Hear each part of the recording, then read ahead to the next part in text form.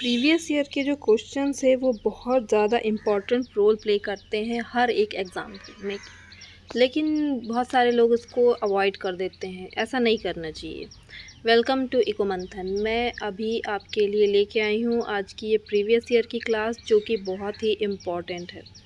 ऐसे क्वेश्चंस बार बार यूजीसी पूछ रहा है और हमें इसकी तैयारी करनी बहुत ज़रूरी है। तो स्टार्ट करते हैं आज का फर्स्ट क्वेश्चन कि G20 की 18वीं बैठक का आदर्श क्या था। ये क्वेश्चन आया हुआ है प्रीवियस ईयर में, इसलिए मैं ये क्वेश्चन को लेके आई हूँ। तो जो 18वीं बैठक हुई थी G20 की, उसका जो वाक्य था वो था, एक पृथ्वी, एक परिवार, एक भविष्य। इसका फर्स्ट आंसर सही है, एक पृथ्वी, एक परिवार, एक भविष्य। 18वीं बैठक हुई थी G20 की, जो कहाँ हुई थी, नई दिल्ली में हुई थी।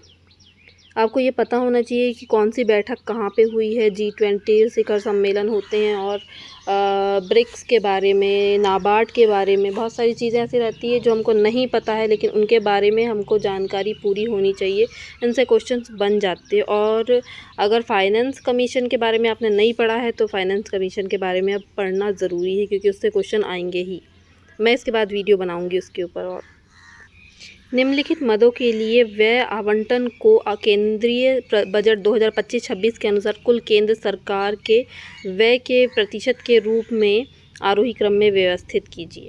सबसे पहला है, क्या है, वित्त आयोग और अन्य हस्तांतरण, ब्याज भुगतान, पेंशन, प्रमुख सब्सिडी, केंद्रीय क्षेत्र की योजनाएं, रक्षा और सब्सिडी पर पूंजीगत परिव्यय को छोड़कर।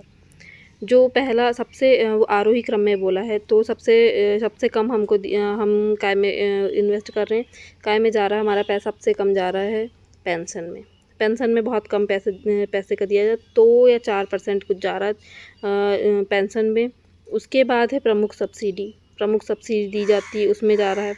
फिर है वित्त आयोग और अन्य हस्तांतरण जाता है। फिर उसके बाद जाता है केंद्रीय क्षेत्र की योजनाएं, रक्षा और सब्सिडी जैसी पूंजीगत परिव्यय। ये सब पूंजीगत परिव्यय को छोड़कर जो रक्षा सब्सिडी जो रहती है, केंद्रीय क्षेत्र की जो योजनाएं रहती है, उन पर खर्च होता है। उसके बाद सबसे लास्ट में आता है ब्याज भुगतान। जो ब्याज भुगतान है उसमें सबसे ज़्यादा देश का पैसा खर्च होता है। ब्याज का भुगतान सबसे ज़्यादा है, लगभग 24% यहाँ पे ब्याज का भुगतान दिया जा रहा है। सबसे आखिरी में आएगा ब्याज भुगतान, मतलब 20 का राइट आंसर हो जाएगा। इसके बाद है निम्नलिखित कर सुधार समितियों को उनके गठन वर्ष के अनुसार। राजा चलैया कब आया था? 1991 में। 1991 में। सेवा कर का टी.आर. रस्तोगी आया था, ये 2014 में आया था टी.आर. रस्तोगी। विजय केलकर आया था 2002 में। विजय केलकर 2002। पार्थ सारथी सोम, इनकी कमेटी आई थी 2012 में। 2012 में पार्थ सारथी सोम और रेखी कमेटी, जो कि 1992 में आई थी। अच्छा, जो राजा चलैया कमेटी 1991 में आई थी, जो समिति ने जो आधुनिक कर सुधारों की जो नींव रखी थी, और कर दरों को कम करने और कर आधार को व्यापक बनाने के जैसे उपायों की सिफारिश की थी। राजा चलैया कमेटी में कर सुधार के लिए बात की थी। और सेकंड है टी.आर. रस्तोगी। अच्छा नहीं, सेकंड आएगा अप्रत्यक्ष कर के लिए रेखी कमेटी 1992 में आई थी, जो कि अप्रत्यक्ष करों को सरल बनाने और उनमें सुधार लाने के लिए लाई गई थी। अप्रत्यक्ष कर को सरल और सुगम बनाने के लिए लाई गई थी 1992 में। उसके बाद आई थी विजय केलकर, 2002 में आई थी, जो कि ये प्रत्यक्ष और अप्रत्यक्ष करों की दोनों के लिए ही थी कि जो कर प्रणालियाँ हैं उसको सुव्यवस्थित किया जाए, मतलब उन पर ध्यान दिया जाए और कर प्रणाली को सुगम बनाया जाए, उसके लिए थी, उन पर बात करती थी ये। इसके बाद आया था 2012 में आया था पार्थ सारथी सोम।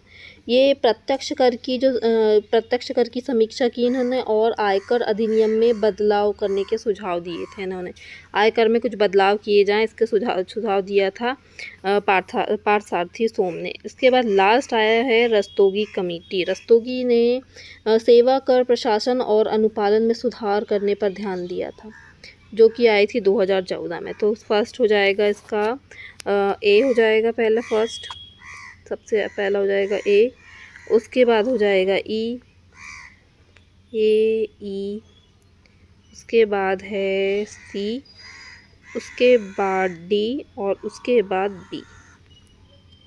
ये हो जाएगा आंसर। अब है, यदि आय प्रभाव प्रतिस्थापन प्रभाव के विपरीत दिशा में है लेकिन प्रतिस्थापन प्रभाव हावी है तो वस्तु है। प्रतिस्थापन प्रभाव, इनकम प्रभाव प्रतिस्थापन प्रभाव से हमेशा ज़्यादा होता है इनकम प्रभाव। अगर आय प्रभाव प्रतिस्थापन प्रभाव के विपरीत दिशा में है लेकिन प्रतिस्थापन प्रभाव भारी है तो वो सस्ती है मगर गिफिन नहीं है। मतलब कि आय प्रभाव जो है वो प्रतिस्थापन के विपरीत दिशा में है, तो जो सस्ती वस्तुएं हैं वो उसके मतलब कि जो प्रतिस्थापन प्रभाव क्या होता है, किसी वस्तु की जो कीमत बढ़ने से दूसरी वस्तु की डिमांड है वो बढ़ जाती है, ये है प्रतिस्थापन प्रभाव। लेकिन यहाँ पे प्रतिस्थापन प्रभाव हावी बोल रहा है, तो मतलब कि वो चीज़ जो है वो सस्ती है लेकिन वो गिफिन नहीं है। वो चीज़ मतलब गिफिन वस्तु ऐसी होती है जिनके साथ साथ प्राइस बढ़ने के साथ साथ उसकी जो मांग है, डिमांड है वो भी बढ़ जाती है। लेकिन ये वस्तु प्रतिस्थापन प्रभाव जिस पर हावी होता है वो सस्ती तो हो सकती है लेकिन वो वस्तु गिफिन नहीं है, जहाँ आय प्रभाव प्रतिस्थापन प्रभाव के विपरीत दिशा में है। इसके बाद है, आय लोच एक से अधिक है तो वो विलासिता की वस्तु है।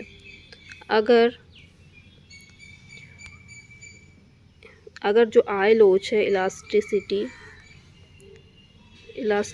डिमांड एक है, एक तो इलास्टिसिटी अगर ज़्यादा है एक से तो इसका मतलब है वो विलासिता की वस्तु है। अच्छा, इसका टोटल रिवेन्यू पे क्या असर पड़ेगा? जब इलास्टिसिटी जो ज़्यादा होती है, मतलब एक से ज़्यादा होती है, total elasticity is greater than 1, तो टोटल रिवेन्यू का इस पर क्या होगा? टोटल रिवेन्यू घटेगा या फिर बढ़ेगा? इस पर ज़रूर बताना मुझे कमेंट करके। और सकारात्मक क्रॉस मूल्य होता है सकारात्मक स्थानापन्न वस्तु के लिए।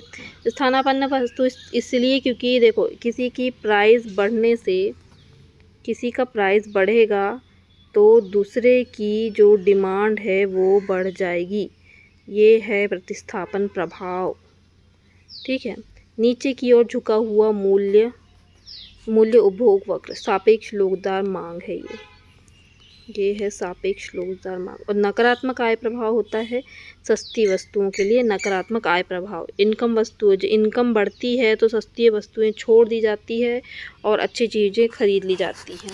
इनकम कम होने पर जो सस्ती वस्तुएं हैं उनका सेवन बढ़ा दिया जाता है। और अगर आय प्रभाव मतलब आय प्रभाव के साथ नकारात्मक जो होता है, सस्ती आय प्रभाव बढ़ेगा तो हम नॉर्मल है, हमारे पास आय ज़्यादा हो जाएगी तो हम अच्छी चीज़ों का सेवन करने लगेंगे। मोटा अनाज नहीं खाएंगे, हम अच्छा अनाज खाएंगे। और अगर हमारे पास इनकम कम है तो हम मोटा अनाज खाएंगे। बेसिकली यही बात है इसमें।